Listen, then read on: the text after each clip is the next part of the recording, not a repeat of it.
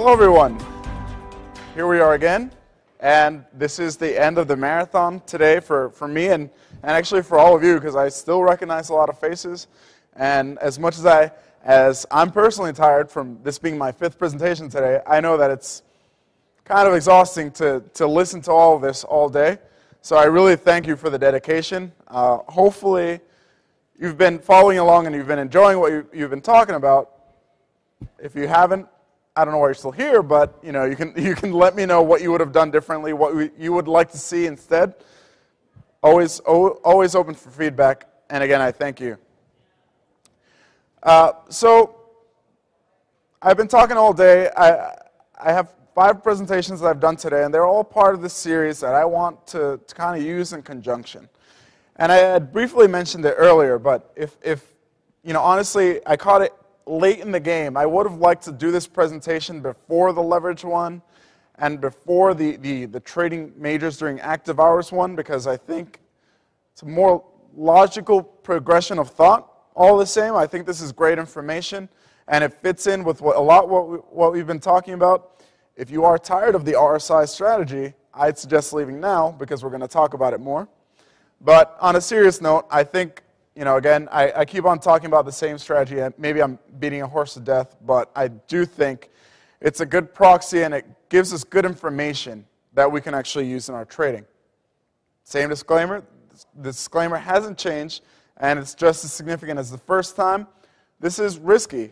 When you're trading with leverage, you stand to lose a lot of money.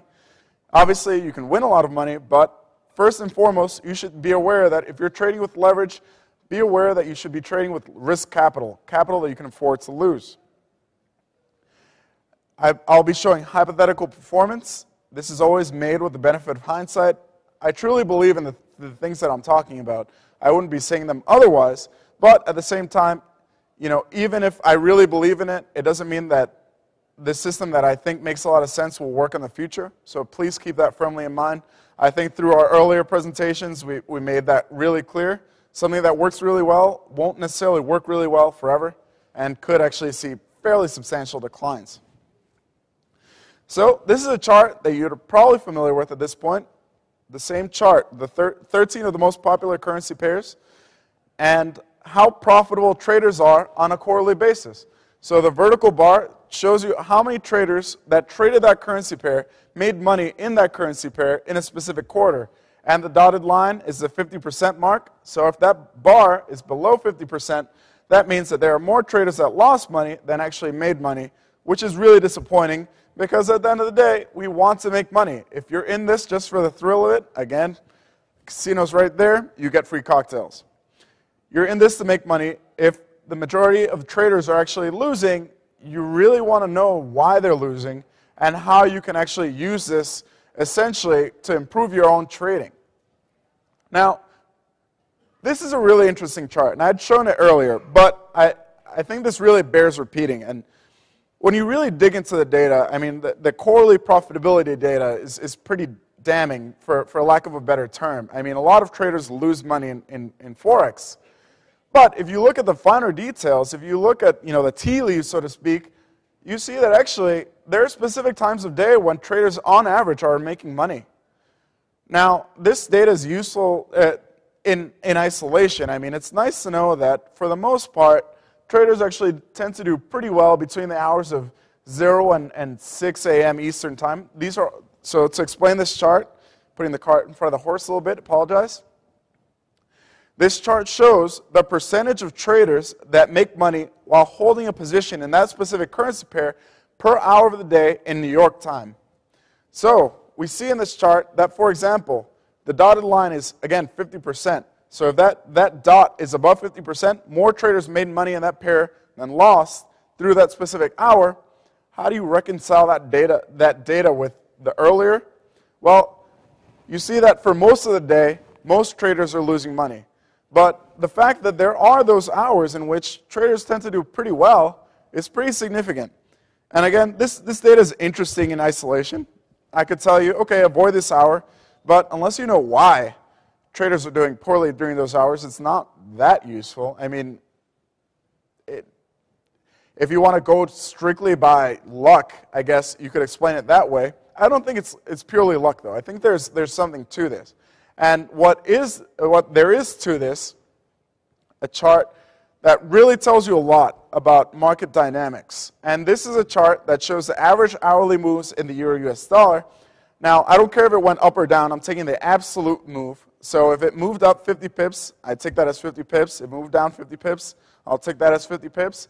And I've plotted the average hourly move in the euro-US dollar per hour of day in New York time. I'm sorry, it's not on the legend there this time, but this is New York time again.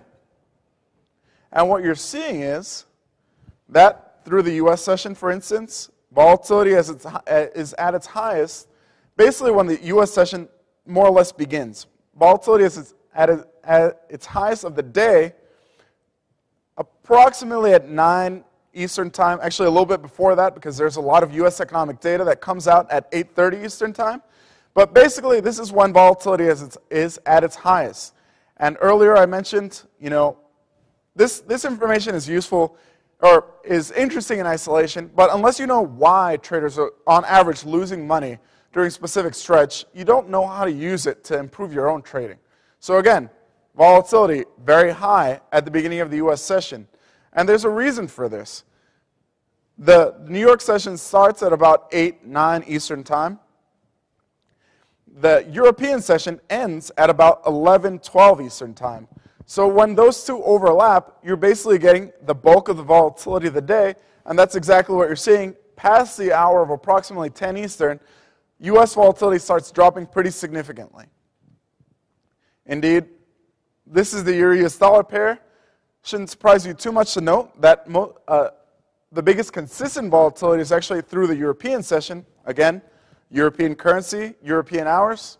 Sure enough, you see fairly substantial moves through this session. And again, I really care about how much the currency is moving on an hourly basis because that could make a pretty big difference in terms of whether or not you're making or losing money given a specific trading strategy. Finally, the slowest hours of the day tends to be the Asian trading hours. That's the title of this seminar. That's the title of the Trading During Asia Hours. So, as a bit of a spoiler, we see the market conditions during Asia hours. Market conditions are basically pretty quiet through the bulk of the Asian session. I mean, the overlap between the Asian session and the Euro session can see some pretty sharp Euro-US dollar moves, but for the most part, the average currency move is actually relatively small compared to especially European and US hours. One thing I'll point out is that this intraday seasonality depends a lot on the currency pair. So the dollar-yen's volatility actually peaks a little bit earlier than it does in the euro-US dollar pair. The European session isn't as volatile overall as compared to the Asian trading session. Notice that the peak during the Asian Open, which happens at around 20 Eastern, is actually higher than the peak during the European session. And we're talking about the US dollar against the Japanese yen pair. On the y-axis, we're talking about average currency moves. Again, absolute moves, not directional. And you're actually seeing pretty significant volatility during Asian trading hours. So you're starting to notice a couple of things here that really start to tie into a lot of what we've been talking about with volatility, with different market moves, and what it means for the average trader, given what we've already discussed, given the fact that we've already discussed the average trader tends to do poorly when markets are moving a lot. So what do we do when markets are moving a lot? Well, that's what we're here to talk about. I'm talking about the RSI again. I warned you. We were going to talk about the RSI all day, and here it is again, because again, I think it's a great proxy for what traders actually do. RSI, very simply, you buy something that's oversold, you sell something that's overbought. Right here, we have the RSI doing pretty well when markets aren't going anywhere. Fantastic. We're picking pretty good tops and bottoms, not perfectly, obviously, but for the most part, the euro's not really going anywhere. It's trending slightly higher. When it breaks down, however, the RSI strategy does very poorly. You would have bought because the RSI told us you were oversold down here. Unfortunately, you stayed oversold for a very long time, and you could have suffered pretty substantial losses. In fact, this is the equity curve of the RSI trading strategy with the euro-US dollar pair dating back to about 2002.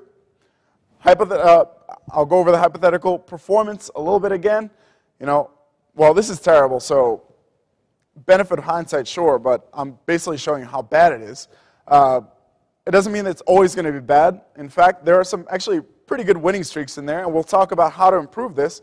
But even when we're talking about how to improve this, you want to keep in mind that something that's worked in the past isn't necessarily going to work in the future. Keep that squarely in mind, please. So let's go back to the RSI strategy. And again, does well when markets aren't doing anything, does poorly when markets break out. What do we do? In light of the fact, I mean, the title of the presentation should tell you everything. Trading during Asia hours, we're going to put a new filter on our RSI strategy with the euro-US dollar pair in particular, because there are these intraday seasonality trends, because on average, the euro-US dollar tends to move less during the off hours, which in European and US hours are the Asian trading hours. We're going to put a filter on there that the strategy cannot enter new positions unless we're in between our start time and end time. And that means that I'm going to limit my trading in the RSI trading system. This is on a 60-minute euro-US dollar chart. I'm going to limit my trading in the RSI trading system if the trade triggers outside of my trading window. So let's see what that looks like.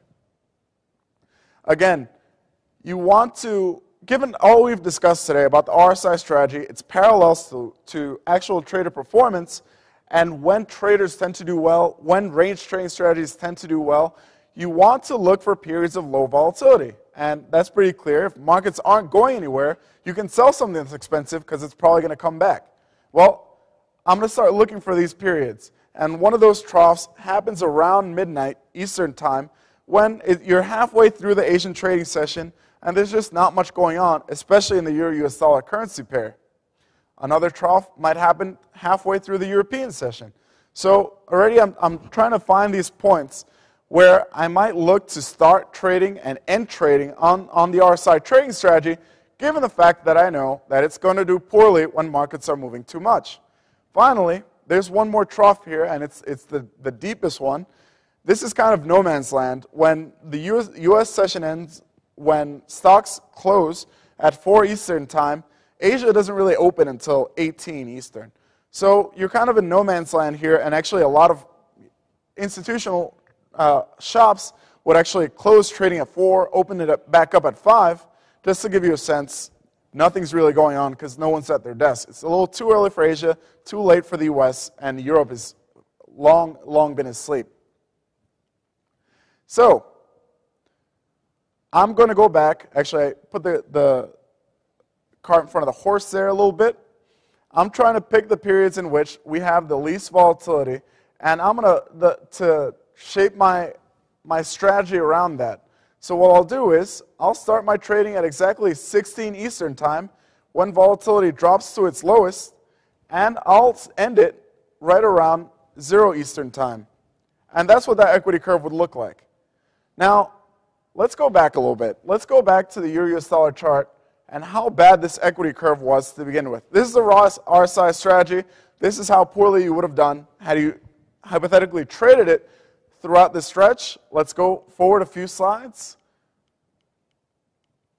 And here we are with a very simple time-based filter.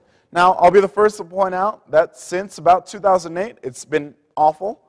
But it's actually a pretty substantial improvement, in my opinion, given the fact that the raw strategy did nothing but lose throughout that entire session. So we're off to a good start. Same disclaimer about hypothetical performance applies. But let's try to fine-tune this a little bit more. So instead of concentrating as a quant and as a backtester, I don't like concentrating on one currency pair. Why? Because when you do that, you run the risk of over-optimizing to what happened in that particular currency pair over that stretch of time.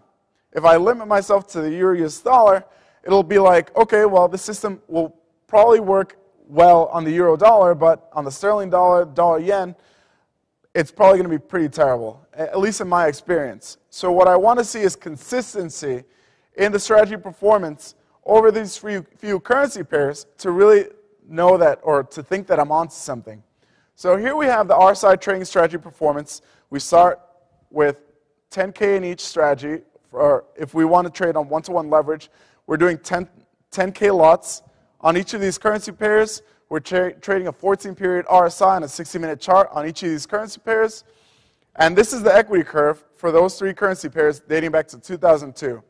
It's terrible. There's no sugarcoating it. I mean, there are some periods in which it does decently well, but those are few and far between, and overall, the strategy does extraordinarily poorly. Let's start to think about our time filters. So we talked about European trading hours and how they were the most volatile. Let's avoid them altogether. Let's just limit ourselves to Asian trading hours, purely Asian trading hours, 17 Eastern to about 3 Eastern, 3 in the morning. That's the equity curve for that. That's a substantial improvement. And again, it hasn't done well at all since about 2006. But, you know, compared to the baseline, I mean, this strategy is phenomenal, considering that the baseline strategy lost theoretically $30,000 over that stretch. We're still losing here, but it's a much smaller loser. We might be onto something. All right, so let's fine-tune it a little bit here. So instead of exactly, you know, the U.S. close, and again, that period of about 16 to about 18 Eastern is kind of no man's land. Not too many people are trading. The hour of least liquidity in the trading day. I'm actually going to limit myself to basically a little bit beyond I'm going to miss the initial volatility of the Asian trading open, and I'm going to limit myself to 20 Eastern time and 3 in the morning. All right, it's a better improvement. So the baseline's down here again. Blue line, pretty terrible. 17 to 3 a.m. It's a little bit better, still pretty bad. Now we're getting to the point that, okay, we might be onto something here. The red line shows what would have happened if we only allowed our system to trade between the hours of 20 Eastern and 3 a.m. All of a sudden, we're seeing positive equity at the end. It's a good, we're headed in the right direction. Let's keep going. Actually, as it turns out, you know, hindsight being 20/20, obviously, I want to find the best combination. The best combination for these three currency pairs turns out to be 2 p.m. Eastern time to about 6 a.m. Eastern time, which in you know, Pacific time, 11 to 2 p.m. Yep, no, yes, exactly. Or 3 a.m., sorry. And what we're seeing here is a pretty substantial improvement, in my opinion. And, you know, given the fact that I've been talking about the RSI all day, you know, we could add a couple other filters, or we could improve this strategy's performance a couple of different ways. But just purely limiting ourselves to specific trading hours, and all of a sudden we're seeing significant improvements in that strategy's performance. We get even a little bit better. Actually, I misspoke. I said 2 p.m. earlier. The best equity curve happens from 14 Eastern to 6 a.m. Eastern time. And that's the purple line right there. It has the best final equity curve, and it does seem to have better risk-adjusted returns. I think the 2009 to 2010 just emphasizes this point. So you're seeing right here that because the euro and the sterling were so bad through this stretch, the raw strategy did really poorly, and even our filtered strategy did really poorly. All of a sudden, when you start adding this filter, it's actually not half bad. Hindsight being 20/20, of course, but at the same time, you do see a significant pickup in performance. So let's go a little bit further, and this chart is a little bit confusing. I'll explain it the best I can. So I talk a lot about optimization, and I want to know the absolute best combination of start time and end time. And it's difficult to show a 3D chart on a 2D medium, but basically I have my start times, all of my possible start times on this axis right here, end times over here, and something we discussed earlier, return on account, with basically comparing final equity over the maximum drawdown. That peak happens to occur right around the 14 o'clock Eastern time to 6 a.m. Eastern time. And in the euro-US dollar alone, you know, if I flip back a few slides, you see how bad that equity curve was to begin with. But all of a sudden, when we only allow ourselves to trade in some of the quietest trading hours of the day, in this range trading strategy, you start to see a pretty significant improvement in performance in the euro-US dollar. We're going back to that chart. Why might that be the case? I mean, I'll admit that the 2 p.m. mark might be a little bit cherry-picked, might not be the best going forward, but at the same time, it's pretty close to the lull in volatility for the day. You know, the absolute lull in euro-US dollar volatility happens at the New York Stock Exchange close at 16 Eastern. Our best optimized time is at 14, not far away. And all of a sudden, we see that we're limiting ourselves to 14 Eastern time, this dot right here, to 6 a.m. Eastern, which gives us okay amounts of volatility, but we miss the bulk of volatility that happens right in the Europe-US crossover up here. We are trading halfway through the European session, but we are missing the biggest moves of the day. And in fact, notice that we're mostly trading during Asia trading hours. This is trading the euro-US dollar on the RSI strategy only between the hours of approximately 2 p.m. Eastern to 6 a.m. Eastern. Now, what I need to point out is that trading this seasonality-based strategy during Asia trading hours isn't necessarily the best idea across the board. Why? Because I emphasized earlier, if the dollar-yen, given that it's an Asia-centric currency, obviously, Tokyo is the center of Forex trading in the Eastern world, the eastern part of the world. It tends to see less volatility during the US session and relatively less volatility during the European session, but it sees the bulk of its big moves during the Asia session. So if we follow this same idea, it might not work as well, and it's really important to keep in mind that if you're trying to limit yourself to lower volatility periods of the day, you probably want to avoid trading Asia-Pacific currency pairs through the Asian session. Sure enough, the same back test. So the baseline RSI strategy on the dollar-yen, Australian dollar, New Zealand dollar, and the sterling yen I put in there because it's one of the more popular currency pairs that our own clients trade. The baseline is awful. You can see that much. I apologize that this is in scientific notation, but it was so bad that it didn't even know how to treat the negative 100,000 mark. But the blue line is the baseline. And you're seeing that even when we do put those filters on it, it's pretty bad. There is some hope that the 20 Eastern to 3 a.m. Eastern does hold some hope since 2008, but I wouldn't hang my hat on that result. I mean, again, we're doing stuff with the benefit of hindsight. With the benefit of hindsight, I might look for something that at least looks a little bit better than that and has a better chance of success overall. I want to bring it back to our initial chart. Again, I've been talking RSI all day, not because I'm in love with the indicator. Actually, I don't tend to use it in my own trading, to be perfectly honest with you. But what I will tell you is that I see remarkable similarities between what the RSI does, and it's a range trading strategy. It sells when something's high, buys when something's low. It tends to do pretty poorly at the same times that our traders do.